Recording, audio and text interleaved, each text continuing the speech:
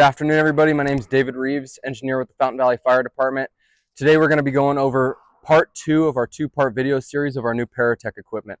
In our last video, we talked about the specs, maintenance, safety, and the overall introduction to our tools. Today we're going to be getting into actually setting up these tools, how they're going to be organized in our compartment drawers on the truck, and really get into all of the different operations, the way we can use these things. With our last tools, we had the rescue jacks, and we had, policies that made everything very black and white. And I want to let you know that with this new Paratech equipment, everything is going to be a lot more gray. I'm going to give you the tools and show you a lot of different ways of how to use this equipment on vehicles. I think it's going to make it a lot faster, safer, and easier to use. But just so you know, it's going to be a lot of gray. So that's why I'm showing you a lot of different ways to do this. So number one rule to remember is the 1-2-3 rule. The 1-2-3 rule is used to give yourself a limit of how much you can build off of these things together. What I mean by that is these all connect together, but you can't just start adding 4 of these together and have a 12-foot tall strut and expect it to still work and function properly under its weight rating. So that's when the 1-2-3 rule comes together. So the 1 from the 1-2-3 rule means you can grab one Acme thread strut. Doesn't matter which one it is, doesn't matter. You could grab the biggest one or you could grab the shorter one, doesn't matter. So as long as you have one of those, then you're good. It's not like we can attach 2 of these together and then have them both extending. It just doesn't work. So only one strut. Now the 2 of the 1-2-3 rule means that you can attach 2 extensions together and then add those to that. So no more than 2 extensions. What the 3 means is no more than 3 feet of extensions. So for example, this extension right here is 3 feet. So if you're utilizing this extension, it's the only extension you can use because, like I said, you can have 2 attached extensions together or 3 feet, whichever one comes first. So if we're attaching this 3-foot long extension onto one of our struts, that's the max. We can't even add another 12 inches onto it if we wanted to. So that's going to be the max height of our operation there. Or even if you are using the smaller strut here, the max amount of extensions we could add to that would be our 1 3-foot extension, or if we were to take our 12-inch extension and add it onto our 24-inch extension, connect those together, and then we can add it to this orange one or to the green one. It doesn't matter, as long as it's not more than 3 feet long or 2 extensions total. The other most important part is that you can only place extensions on the non-moving end of these struts.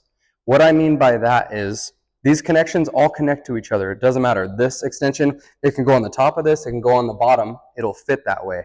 But a rule that you must remember is that extensions can only be used on the non-moving end of our struts. For example, we see that this is our moving end, the side with the gold stop collar right here. So what goes on top of here? One of the bases. So you would place a base on here, and remember, this top part has these holes on it. So you place that on there, you pull your pin, it drops, but it's not locked. You need to place it on there and twist it until it drops into one of those holes to make sure that it's secured. So if it's a moving end, put a base on it. Now for the non-moving end, this is now when we can start adding whatever attachments we want.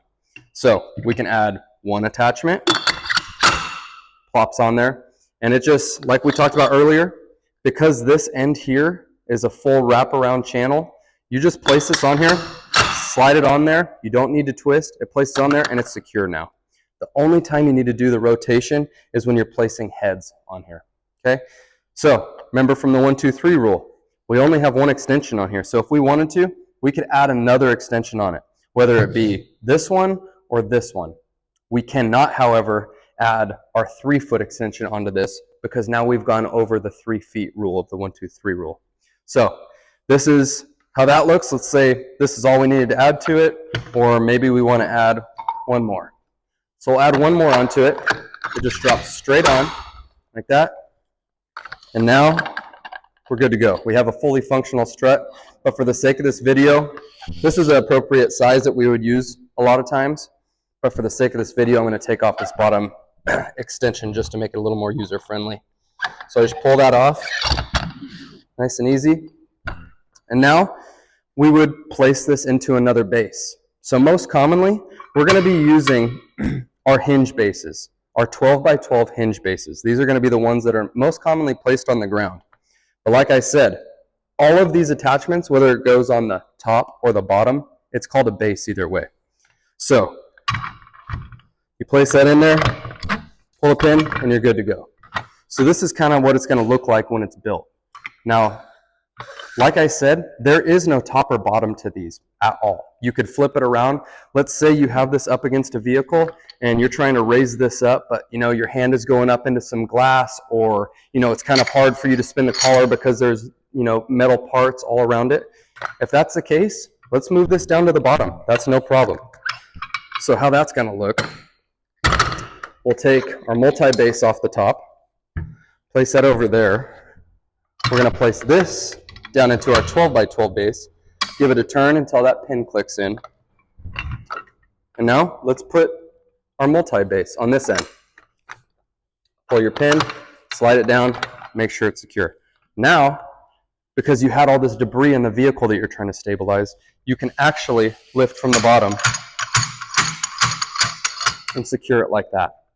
So there is no top or bottom to these struts. That's why everything is called a base. So when identifying and communicating what you want to be doing with your crew, you want to identify the anatomy of this as the moving end, where you have the stop collar and the threads, and the non-moving end, being the extension side or just the butt end of your strut. So no more top or bottom, no more tip or base.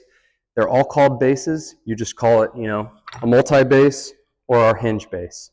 And you would call this the non-moving end and this the moving end. And that's kind of be how the anatomy looks of that.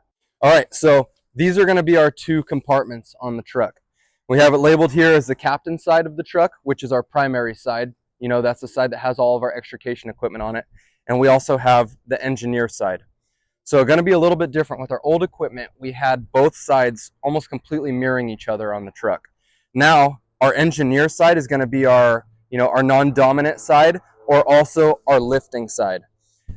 The engineer side is going to be what has our strut drivers, matching complement of straps, 2 J-hooks. It's going to have 2 of our chains for a lifting operation, as well as 2 extra struts and a small extension here.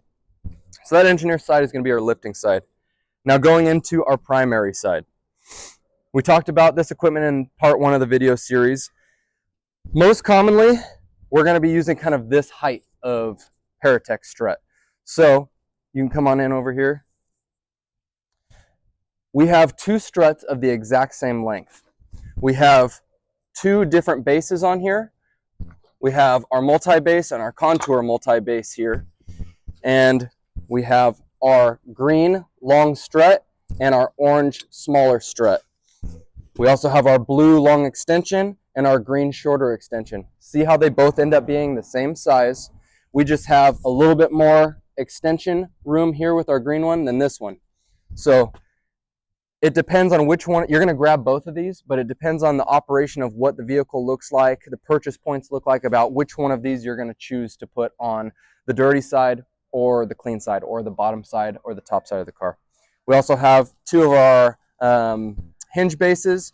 We have our pillar strap protector. We have our extra bases here, 2 straps, 2 J-hooks, and then 3 extra extensions. That way, if we end up having a larger vehicle or smaller vehicle on this primary side, we can just switch those out and plug them and play them.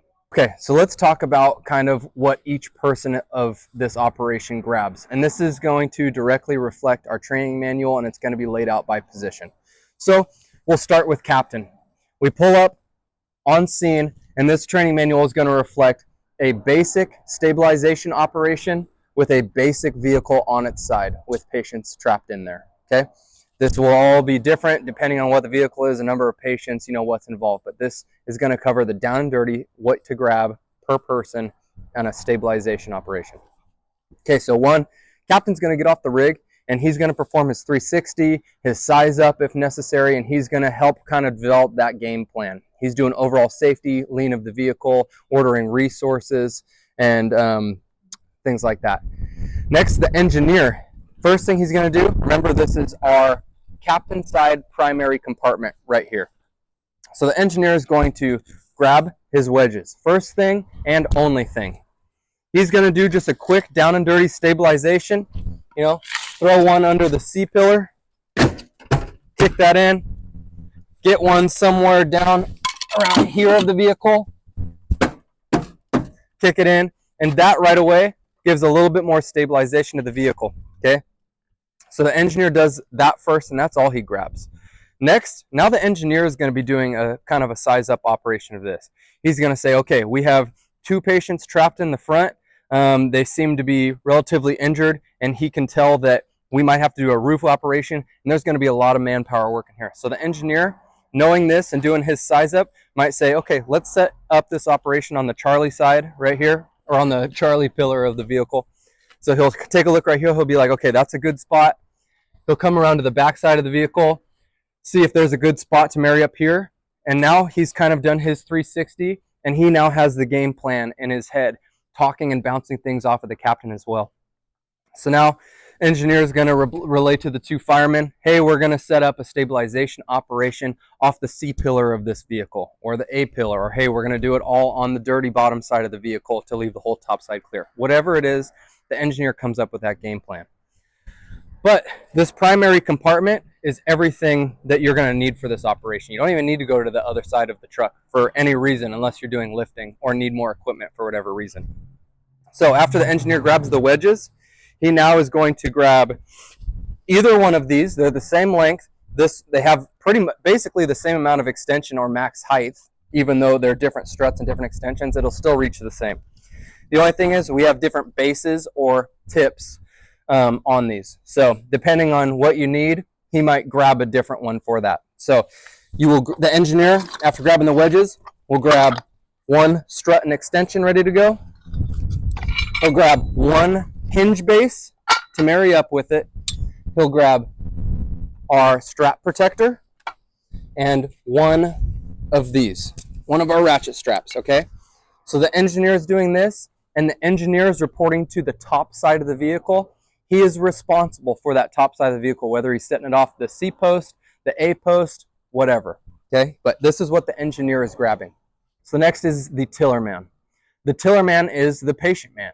So what he's responsible for is for that patient and glass. So he's going to grab a glass master to cut the windshield. He's going to grab window punches to break out all the rest of those remaining windows. He's going to grab his peel and peak tools in case we're anticipating needed to do a roof removal of any kind. He's going to make sure that we have all of our hazards, electrical and airbags identified, as well as a patient blanket to put over that patient, protect them from the glass, talk to them, comfort them, assess the injuries to relay to the engine medics that will be responsible and assigned to that patient. Next is the cab fireman. What the cab fireman is responsible for is the dirty side or the bottom side of the vehicle. So what that fireman is going to be grabbing is he's going to grab our other strut and extension here. He's going to grab a base, and he's going to grab one ratchet strap and one J-hook cluster. He might not need the J-hook cluster. He might be able to just use the end of the strap into a good purchase point if need be. But this is what you're going to bring. That way you're not having to take multiple trips back and forth. So that's what the cab fireman is grabbing. Okay, so we talked about our 2 rules that we need to know. Just going back over those again, we have our 1, 2, 3 rule. So we can use 1 strut, 2 extensions, with the extensions not going over a total of 3 feet. The next rule is we can only put extensions on the non-moving end of our struts. So that's very important to know. We also talked about how this is a great operation. I'm going to show you the bread and butter, black and white way to do this that is most similar to how we were doing it with our rescue jacks. So we'll start here on top side of the car. We have used one of our multi-bases, and you can come on in here. we're going right up in this elbow of our windshield. So it's important to cut our windshield out and really get this up into this elbow so this thing can't slide this way or this way. So it's important to break that glass and get that in there as much as possible. Okay, we've used our green long strut and our green mid-length extension. Okay, so this is kind of a new part of setting up the base of this. So let's go over this. So I just unraveled our ratchet strap. And remember, we want to preset these ratchet straps to about 3 feet because they're so long. So just pretend like this huge long tail doesn't exist. So let's come on down in here. First of all, let's throw our strap protector over this glass like this. And we want to try and get it as close to the base as possible. So that's perfect right there. Next, I like to have the ratchet and the short side of the ratchet over here. So let's leave that over here. Let's get this part out of the way and let's do this. So let's come from the top and let's bring it back this way. We can pull some slack if we need. And let's hook this back onto this base here. Like that, we'll kind of move the strap down a little bit. And now I'm going to show you guys something that probably our old ones do, but I never knew of. And this is what is recommended because it's the most secure. So everybody would mostly just think to kind of do that. But one great way to do it is you feed it through this ring, pull it back onto itself like this, and hook it onto this. So now you can see we have connection, and a wrap around our A-pillar. And we also have our ratcheting strap on top of this other one. So now we just pull it in line. We make sure we have enough material to kind of get wrapped around that barrel like we talked about in video 1. And now you just get it taut.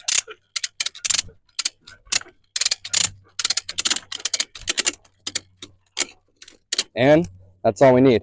Pull the button, push it down, lock it into place, and now let's get our strap out of the way. And that's how it should look by doing it this way. So now we can see we have this entire working area of the vehicle open and clear with no issues. We don't have other straps coming this way and this way. With these huge bases too, these 14-inch hinge bases, these do not want to move because of those jagged teeth on the base. So we don't need to have another strap coming this way. No problem at all. Another benefit of having this huge base is we can kind of come more off to an angle here, off to the side. Whereas our old rescue jacks had a very narrow base, so we had to have them completely mirrored up with them in line for that triangle. But now it makes more sense to kind of have this strut angled off to the side going into this little elbow, because then it frees up more of this area if we need to do a roof removal or even have the patient climb out right here. It just makes a lot more sense and it cleans it up. So just one strap is all we need. So let's take a look on the bottom side of the vehicle now. So like I said, I wanted to kind of show you guys the first part of this operation being the most similarly related to how we've been doing it with our rescue jacks. So same thing, you kind of want to mirror the bottom side of the vehicle strut with the top side of the strut. With these big bases, they don't need to be right on line with each other, but they should be within a couple feet. So as the engineer, I would be on the top side of the car. I'd be like, hey, let's do it off of this side. I raise my arm up. Now the firefighter that's down on the dirty side of the car can come and he'll see my arm up in there and he wants to mirror it. So let's move in close and I'll show you kind of one of the benefits of these new bases that we have, or the tips. So it has these hard points in here. All we have is a hole on the bottom of this frame right here, because this lip is a little janky. We don't really have a lot to grab up here. We could shorten our strut and jack combination and go right up under here, and that would be totally fine. As long as we're kind of stabilizing above the waist in this top like half of the car, that's totally fine. But with these new heads, we can just put this tip right into a hole and it's not going anywhere at all. So pretty much what I did is I got it to about a 60-degree angle. I put that tip right in that hole and I just twisted this to extend it up into place and lock it into place. Moving down, we've used our orange strut and our long blue extension going down into our hinge base. Remember, we have this ring facing towards the vehicle, And I've kind of done it a different way just to show you guys. If you don't want to do that wrap around the ring here and back onto itself, you can just come up with the ring from the bottom, because if it's laying down, it's a little bit more clean. If you come from the top, this hook wants to kind of pop off before it gets taut. So coming from the bottom is going to be ideal if you're not doing that wrap back onto itself. Moving forward, we now have our new J-hook clusters. I had a hole right here. I just threw in this adapter into the hole, and you'll see, come on in close here. Remember in the first video, we talked about our master link. So I identified that this is the master link because it has no welds on it, and that's what I wanted to connect the strap to, is that master link. So I did that. I gave myself a little bit of room, and I just wound up this ratchet strap until it was nice and tight. Okay, and just like on the top side of the car that we talked about, we only need one strap on the bottom of this vehicle, which is amazing. Now, it speeds up the operation so much, and ideally, we want this strap on the bottom side of the vehicle to be coming straight off in front. So if you can't find some sort of purchase point like this directly in front of it, we're going to talk about how that would look in the next part of this video.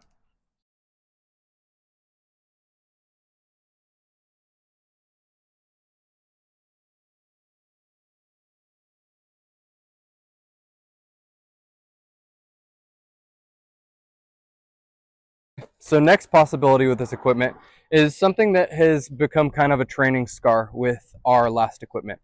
We would always be like, hey, this front windshield part, we're setting up the operation right here. That's our like number one. That's the golden standard. Well, not always, because more commonly, you have people trapped right here than back here in the trunk of the vehicle. So another great way to stabilize this vehicle by keeping this whole area wide open, because you know, with our old stuff, we put a jack right here, and now I can't be right here helping treat a patient or pull a patient out this way. So we can completely set this strut up and the whole operation on the back side of the vehicle. They used to say, hey, no, we need to secure the front because all the weight's on the front side of the vehicle. I'll show you what this looks like in a second, but it's absolutely not going anywhere. So this is what it looks like right here. And again, I kind of pulled some of the skin back in this. That way I could get a really good bite with my base up in this metal here. I've now come over to an angle to accommodate for the slope of this window here. Remember, I have my huge base here, so I can have it at an angle. It's not a big deal. So same thing that we've been doing. I wrap the strap around our hinge here, connect it back onto itself, and now I have this strap coming over to this C-pillar here.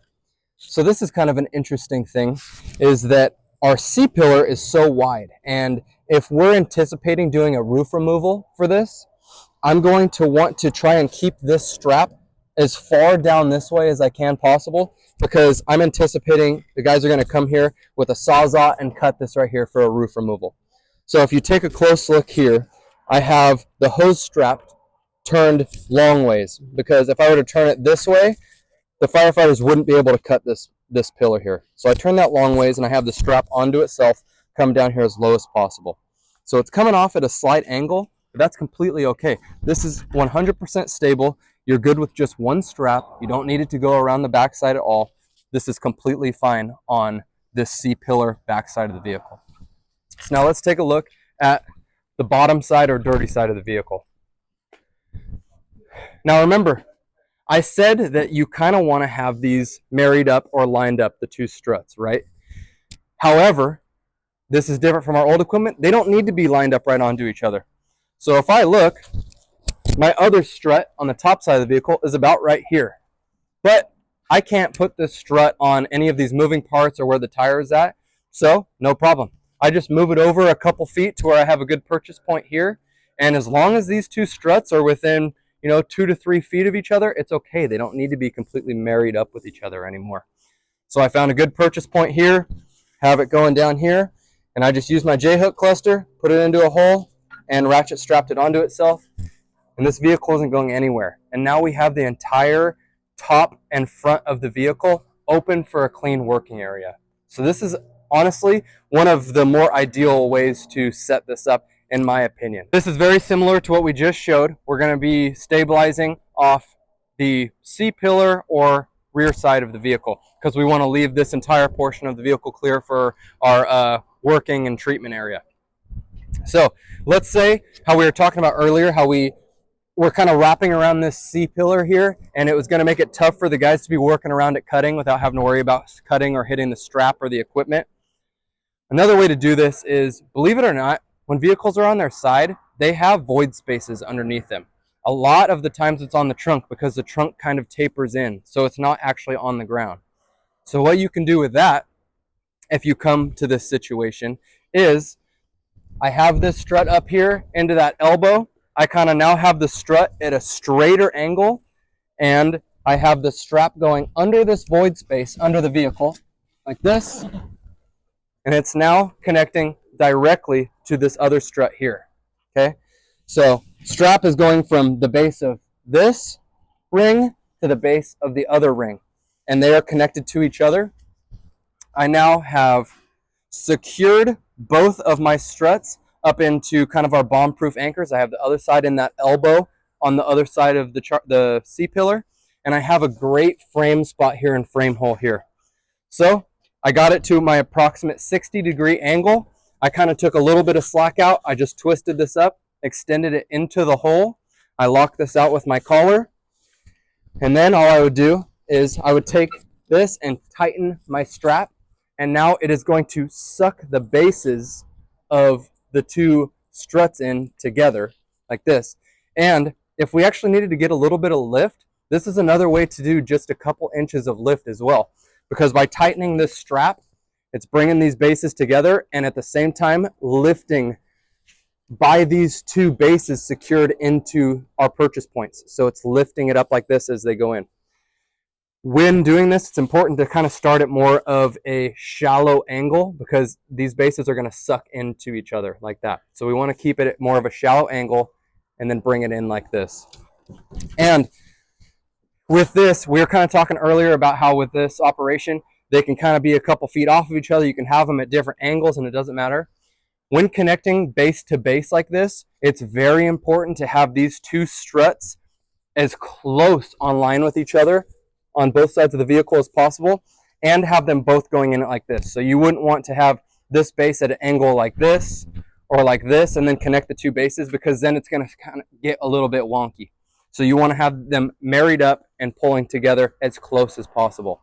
And if you don't have any good purchase points to make it, then maybe it's time to move to a different operation.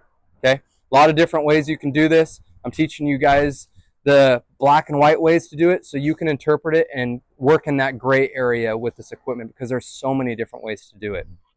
So that pretty much covers the 4 or 5 basic ways of just stabilizing a vehicle on its side. One other point I'd like to talk about is if we needed to do a dash lift or a dash roll operation with a vehicle on its side, we would want to, when we do our dash lifts, we push and spread off of our A-pillar, right? And when the vehicle's on its side, it has nothing to push against when you're doing that spreading and lifting the dash. So wherever you are doing a lifting or spreading or a dash roll operation, you would preferably want to have some sort of strut, even if it's just an extra strut. We could have stabilized the vehicle off the Charlie side to keep the top side of the vehicle clear for that whole operation. But just take another one of our struts. I mean, we have 4 of them that we can set up. Set up another one right here. Hook your base up as close to the base of this A-pillar on the other side of the vehicle as possible. Right here, throw a strap on the bottom. And now when doing that dash lift or dash roll, it has the strut to actually push off of, and it'll give you that strength to roll and lift a dash off of like that. Okay, so next situation. Let's say we roll up on this vehicle. There is a family of 4. Every seat of this vehicle is filled, and we know we're going to have to do a full roof removal. We're going to have a lot of personnel on this top side of the vehicle, not only doing cuts, but also a lot of people here doing patient care. With that situation, we might not want to have one of our struts right here that eliminates a third of the working area of this vehicle. So one way to do that and keep this entire part of the vehicle stabilized and also clear is what I'll show you on the bottom side of the vehicle. So this is kind of an action of opportunity. It's the equivalent of the trucker transitional attack, if you will. How often are we going to have a pole perfectly positioned with a vehicle like this? Probably not ever. But, you know, we can see that, anticipate it. If we hear that there's a lot of patients trapped in one vehicle, maybe we can position the truck on this side of the vehicle, position it to where one of our 100 purchase points on the truck can be utilized for this. Or you could even use a winch for this. But what this is doing is we now have some sort of bomb-proof anchor on the dirty or bottom side of the vehicle. We either use the strap or a winch. You want to try and get to a centralized point in the vehicle as high as possible, and it needs to be a very stable part of the vehicle, you know, part of the frame, something that's not moving, something that's not damaged from the accident. So we've used a sturdy part of the frame up top. We've used our J-hook cluster, and we've used this strap here. So you can see another way to loop these straps onto themselves is we've actually hooked this hook into the eyelet of this, and that is totally fine. So I've pretty much wrapped it around this base here, brought it back up. I've hooked it into the strap itself because this is all kind of clustered, and I don't want to have two hooks right here. So I've hooked it in line back up at itself, and I have ratcheted it so this is tight. This is pulling tension on the vehicle this way, and this is now replacing having those struts on the opposite side of the vehicle, on the top side of the vehicle, because it's preventing the vehicle from going this way. With that being said, before you can start actually ratcheting down the strap, you have to throw some struts on this side of the vehicle as well. Paratech, in many videos I've watched, recommend doing 2, because let's say I did this strap here and I just did this strut down here. If I were to start pulling here, this vehicle is going to want to rotate and pull towards me. So it's recommended to do 2. So you'll see on this strut we've done over here, we've used our multi-head base. We've just put it into one of our frame holes here. We've given it a little bit of extension like that. We've used a J-hook cluster here and our ratchet strap here, looping it back onto our grab ring and just tightening it up like this. We don't need to do it super tight. It's just enough to make it stable here, okay? So that's what that looks like. These struts are pretty much just keeping this vehicle from tipping over this way when we're using this ratchet strap. Another thing that I want to talk about, for our second strut on this dirty side of the vehicle, we want to have it, you know, we have it on each side of this part with the strap in the middle to prevent it from tipping this way and any type of rotational force. This is probably going to freak some people out, but hear me out and try it out when you guys are out here testing out this equipment. A lot of times, depending on what type of ground this hinge base is on, sometimes you don't even need straps. So I want you guys to try that. If it's on asphalt, you really don't. If you're on, you know, flat concrete like this, you probably won't. If you're on wet, like polished, smooth concrete, it's going to be tough. But those teeth bite into the ground so hard that this thing doesn't really want to go anywhere. I've kind of put it up right here. I've extended my collar like this as much as I can, so that's nice and sturdy. And now, if I were to rock this vehicle like this, that does not want to slip at all. This is obviously not the golden standard by any means. Ideally, we would have a strap right here, but if we needed to do this operation quick, down and dirty, and I already have one that's strapped there, and this one is just kind of a secondary one, get it up in there, freaking kick it into place, step on it, lock it in, and this thing is not going anywhere. So when you guys are out here, I want you to try that, test that, and get comfortable with the capability of this base. Okay, so the next thing we're going to talk about is a lifting operation. Remember, everything that we're going to need for a lifting operation is going to be in this engineer side compartment, okay? That is our lifting drawer. We're going to have to kind of pillage and take some stuff from the captain's side too. So for a lifting operation, it's a little bit more dynamic. We're going to be taking stuff from both sides and gathering the equipment that we need. It's going to take a lot of manpower, a lot of communication to figure out the plan.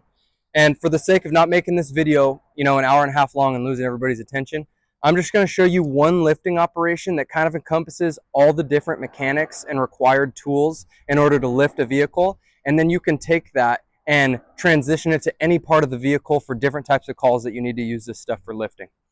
So first thing we need to determine is our size up of the vehicle. Why do we need to lift the car? What side of the car needs to get lifted?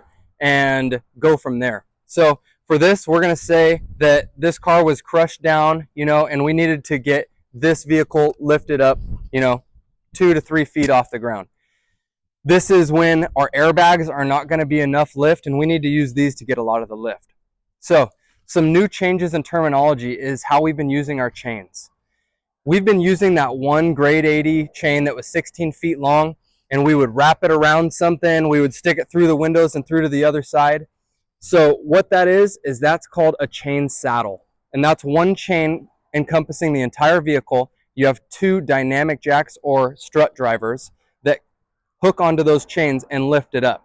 The problem with that chain saddle is this car is now just sitting in this giant U, and the vehicle has a lot of lateral movement within that chain saddle. So what Paratech recommends is what's called a chain sling, which is why we now have 2 8-foot chains.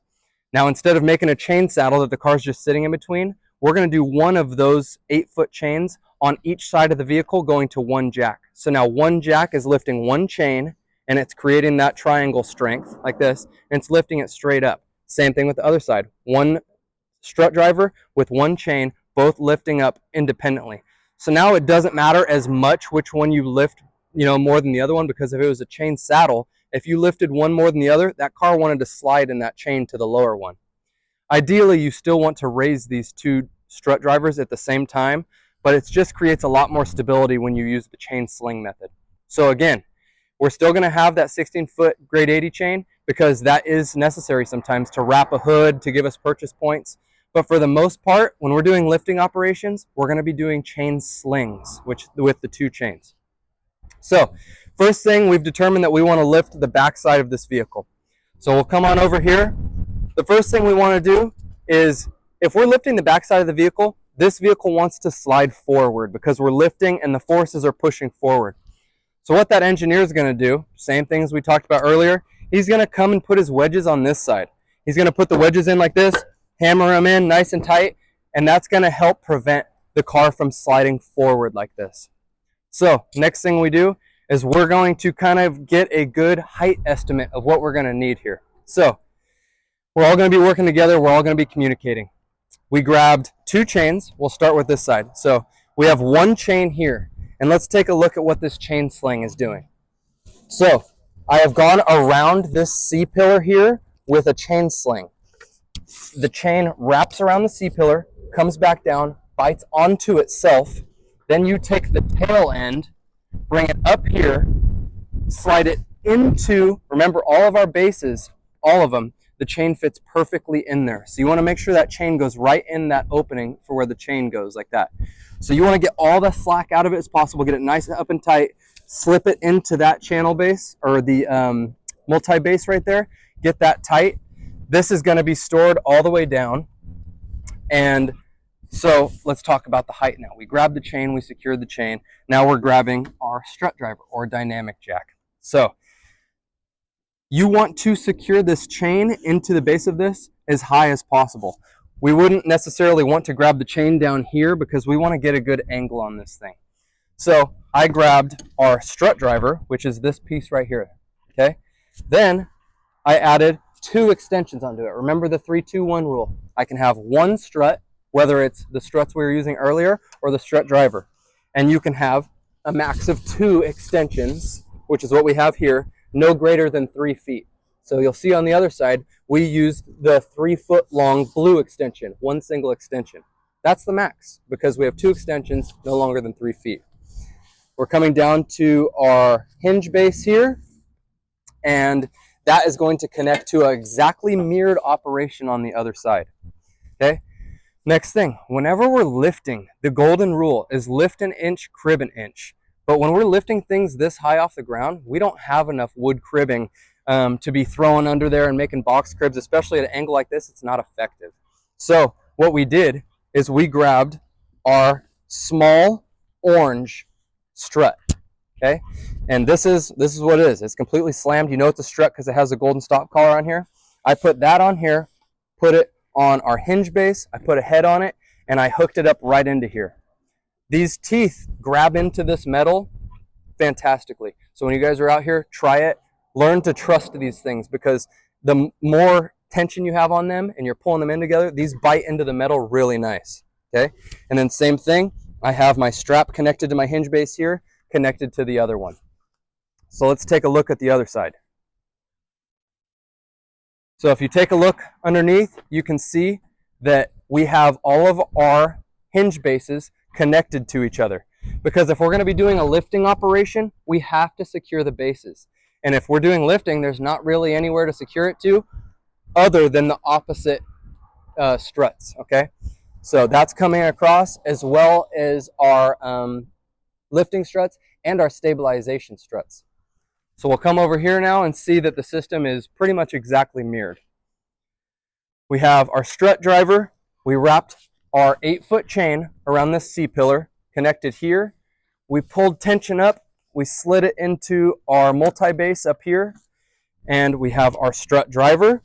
But on this side, see, we've now used our one single long blue extension that is 3 feet. So we would not be able to put another extension on this if we needed to, because of that 1, 2, 3 rule, okay? So same thing that we've been doing on the other stuff. I wrapped this strap in the ratchet strap. I wrapped it from this base back onto itself to help bring this mechanism over here. If I just put the hook on right here, my ratchet would be underneath the vehicle, and I don't want to be underneath the vehicle. I want to bring it away from the vehicle as much as possible into my safe zone here. So that's what's going on here, and same thing here. So I have this wrapped around the hinge. That way I could pull my ratcheting mechanism from underneath the car closer to my base. You'll see I'm using that same orange strut with the stop collar, but I'm using a different base here.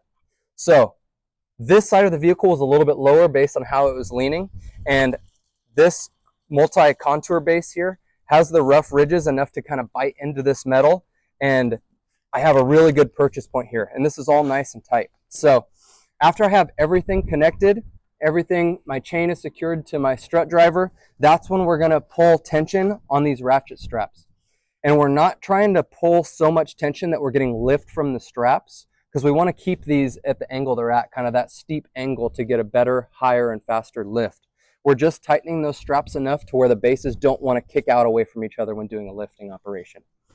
So what this looks like, we talked about that it is a personnel heavy operation. So we'll have one person on each strut driver, making sure that we're communicating and lifting at the same time. And so while one person is on each strut driver, another one person is on each one of our little stabilization struts here. And so they're kind of down here and raise an inch, crib an inch, right? So as they're lifting, this person is maintaining this contact right here, and they're just twisting this, because as the car is raising, by twisting this, these will also raise and keep contact. That in case any part of the lifting operation fails, we have these struts to fall back onto. So that's why these are here, and so that's why there's one person on each one of these, is that way he can be raising it as these guys are raising the vehicle with the strut driver. And that concept goes across all levels of lifting and raising cars with this equipment. You can also utilize these as stabilization struts when using our airbags. So let's say we just needed to raise this vehicle about 2 feet, the max of our airbag operations. And our cribbing, we don't have enough cribbing. So we can use these small struts here and use these with the airbags instead of using these. So this mechanism will be used across all boards of lifting operations. So it's very important during this is that, we're doing it slow, we're doing it controlled, and we're doing it communicated.